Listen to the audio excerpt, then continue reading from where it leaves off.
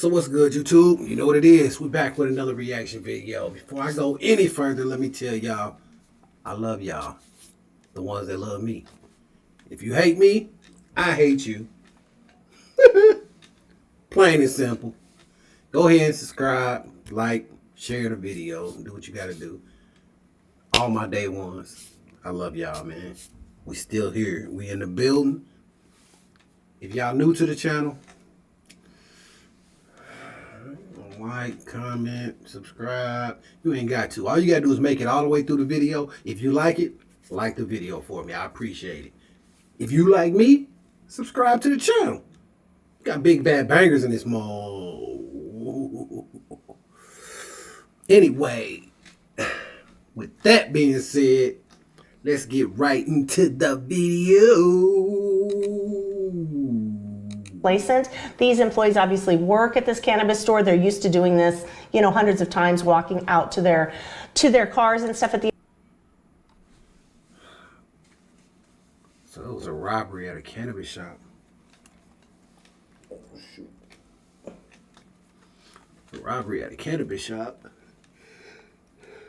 Dangerous game y'all playing right here, boy. Dangerous game.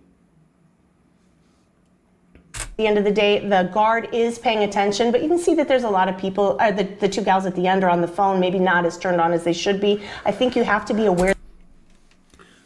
Before we go on, I think what's happening is the night shift, they ending it. They trying to close up for the night. I think they got the money. They about to go make their deposits. And you got some drug addict standing outside the door somewhere lurking. Probably one or two people, ain't no telling. I ain't seen it yet, but if they say it's a robbery, it's about to go down. That because of the current state of things, that cannabis stores are really a high-risk place for you to be. Yeah, these places literally deal with tens to hundreds of thousands of dollars in cash because they're not allowed to take credit cards because marijuana is on Schedule I substance list and those things. So with that in mind, you have a high-value product, you have a ton of cash around, that makes you... I did not know that. So, hold on, wait a minute. I don't smoke, so don't shoot the messenger. But you can't buy cannabis with a debit or credit card? Cash only? I could have swore that's what he just said.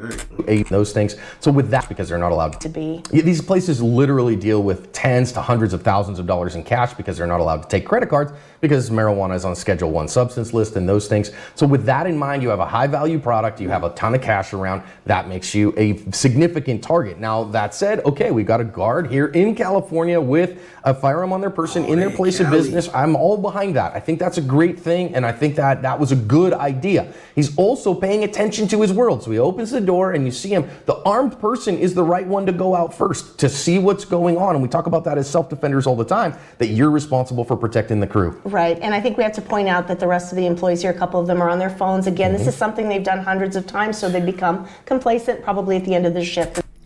Why do people do that, man? I'm so sorry for stopping this thing, but man, why do people always be on their damn cell phone, bro?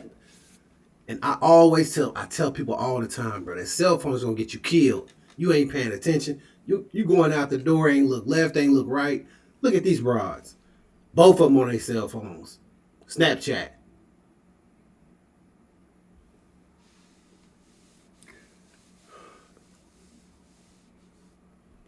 Reckless, bro. Reckless.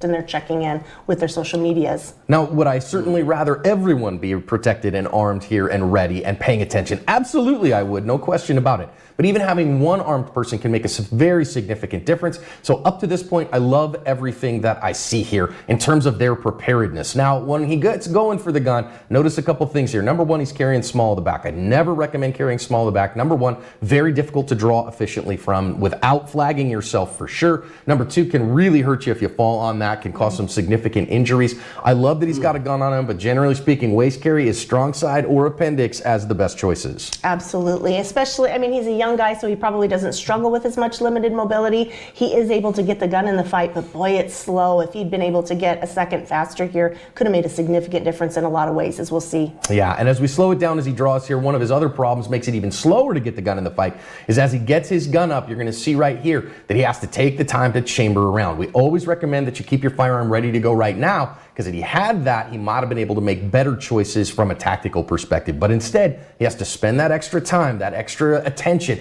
getting the gun loaded and in the fight, and it makes him really slow. And a lot of people that carry with that chamber empty do so from what they believe is a safety perspective, putting themselves at less risk because they don't have a firearm that can go off so easily. However, as we see, this put him and the rest of the crew at great risk because it took him so long to get that gun in the fight. Absolutely. Now, you notice here as well that because he's got all his tension there, then he gets the gun up and in his line of sight. And what does he see? He sees a fellow worker here is what he sees in his line of sight. One of the reasons to be very careful, if you don't have an actual imminent deadly threat that you have eyes on, you generally don't want to bring that gun up to eye level. Yeah, I think he was so busy getting that gun ready that he wasn't able to continually process this scene. And you can see this is the first point the gun is ready, and I'm sure this is where he is looking to figure it out, and this is where his coworker's running in.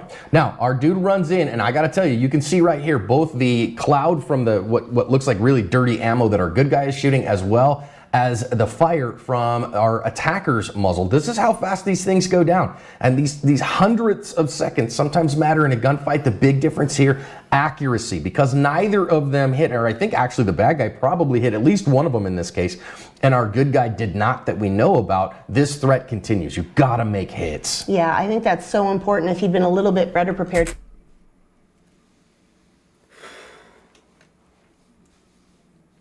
Crazy part about guns is if y'all don't carry, y'all need to. Y'all need to, bro. In all reality, man, you gotta carry in this world now, and you got to learn how to shoot, bro. You gotta know how to shoot. Ain't no use in carrying if you don't know how to shoot the motherfucker.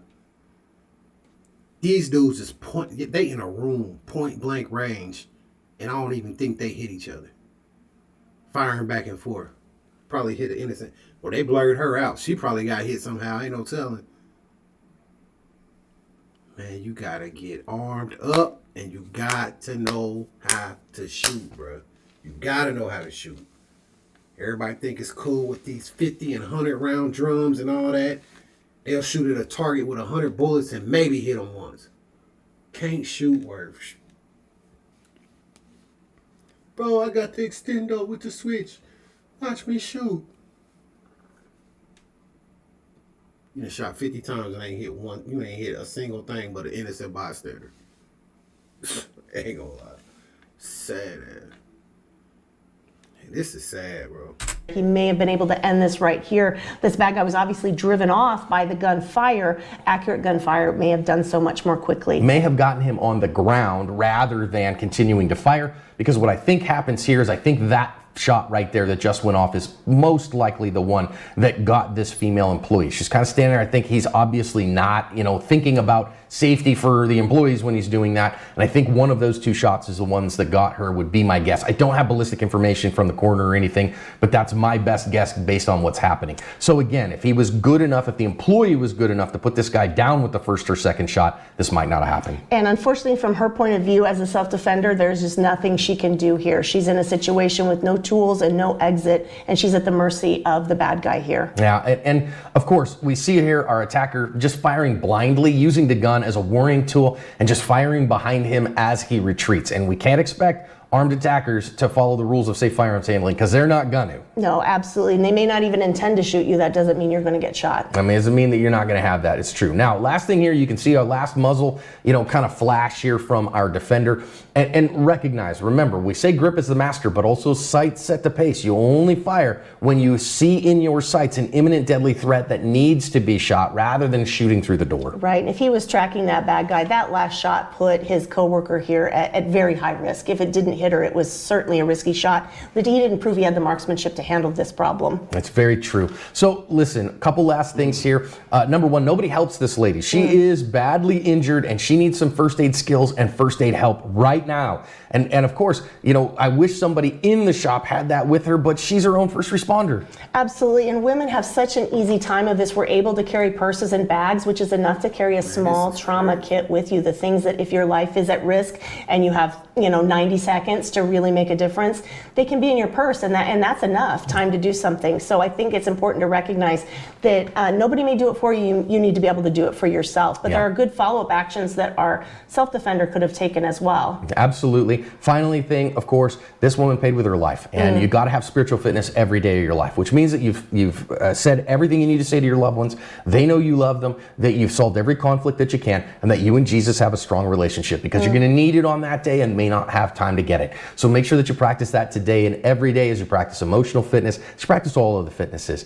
Let's learn the lessons here about making sure that we're carrying appropriately. Make sure that we have the marksmanship skills to be first and accurate, because we'll need it on that day, and we need it not only to protect ourselves but everyone else. Stephanie, thank you so much. Wow. Ooh. That was kind of painful to watch, man, because that was a real life situation. That was real painful to watch, I ain't gonna lie. I tell people all the time, man, before I leave my house, I'm looking out the peepholes, I'm looking out the front curtains, I'm searching everything around me before I walk out my door. I tell people that all the time, bro. Like, you gotta pay attention. You gotta pay attention, bro. And this is a prime example of two cats who didn't have no kind of marksman skills. They just in a room shooting at each other, and the person that ultimately paid for their life was innocent. So, man, if y'all, if I ain't taught y'all nothing about coming to my channel, man, I'm gonna always tell y'all this, man. Stay strapped up and learn how to use your weapon, because it's these kind of clowns out here that'll get you to lose your life, or you walk in with your child and one of them bullets is gonna hit your child. So, man, until the next one, man, 100.